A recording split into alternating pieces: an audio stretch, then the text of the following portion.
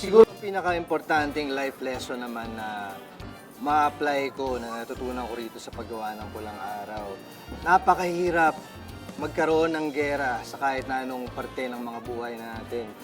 Karoon man ng giyera sa bansa o giyera sa ating mga mahal sa buhay, sa ating mga pamilya.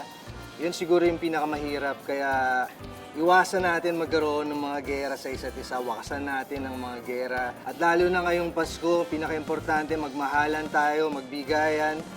Merry Christmas! Maraming salamat sa lahat ng mga sumuporta ng Pulang Araw. Sana kasabay ng pag-entertain sa inyo ay marami kayong napulot na aral dito at nakilala ninyo ang kung paano nabuo ang pagkatao nating mga Pilipino. Diba, dapat ikaw ang nagsisilbi sa aming bakilila. Kami na nanaginip ng gising ng bawat liga.